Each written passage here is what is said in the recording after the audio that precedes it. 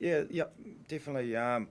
Job done's probably just I thought we did enough when it mattered. I thought we were quite creative in the first half without being really ruthless with our finishing, which is a little bit frustrating. We probably weren't quite as accurate at the breakdown as we have been in recent weeks, so that was a little bit of frustration. But I thought we were a bit better in the second half when we addressed that, and we seemed to find plenty of space, but we just weren't able to get that ball over the line. So second half was a bit better. We're quite clinical when we got close to the line. We were able to get the job done there, and nice to get some players coming back from injury or limited game time. Some good minutes as well, like Aki. Patrick, what it feel like out there? Did you feel like you ticked the right boxes that you wanted to going in? Yeah, a bit frustrating. We got over the line a couple of times, but didn't get rewarded. Also, plenty of opportunities we left out there.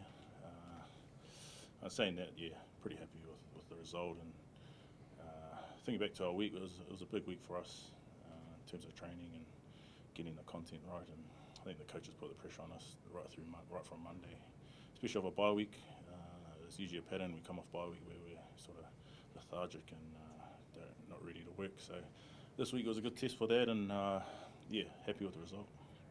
What's the injury situation with Heppo and Steve? Yeah, both look relatively significant. I think Stevie felt his shoulder move a little bit, so we need to get a scan on that and see the extent of the damage with that shoulder. I think he's done something to that shoulder, particularly shoulder in the past. So we'll be sweating on that. Neeps's calf doesn't look 100% great as well, so we'll just be looking on that as well.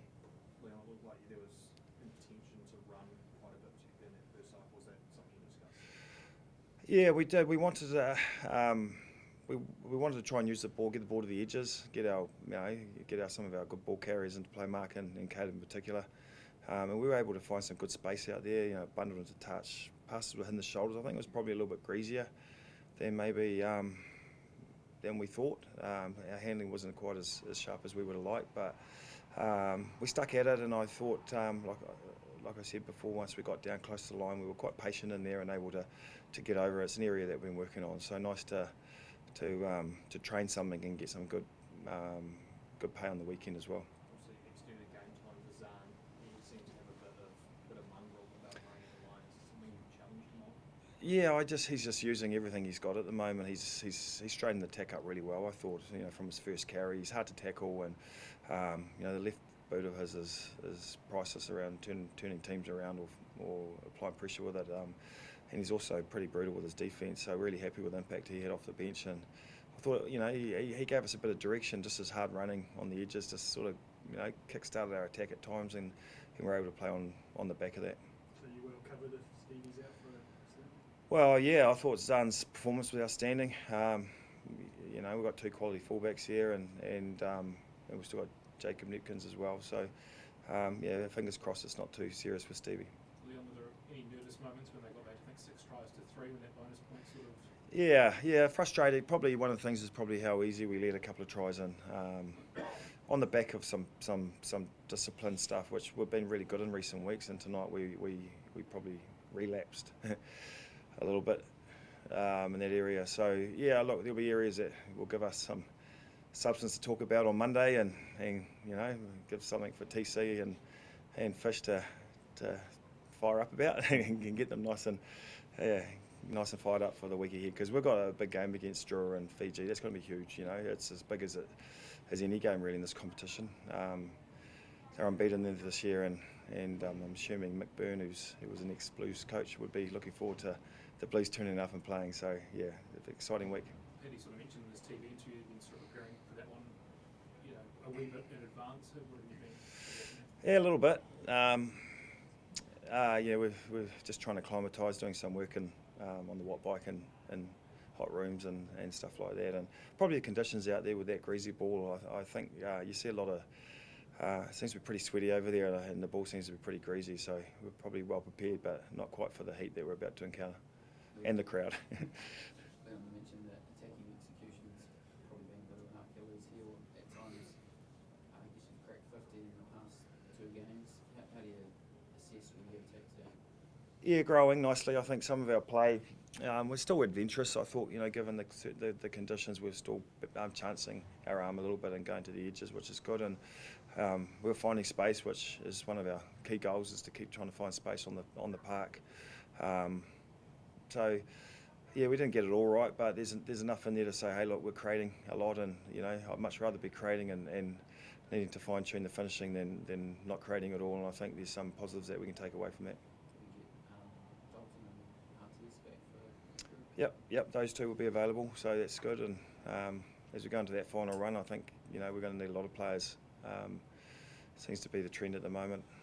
Leon, you got three reasonably even in terms of ability hookers. You could run with any of them, but you've gone with Ricky this year. He's scored 6 tries for you. I mean, just speak to his kind of what you see from him and what's keeping him ahead of his other two.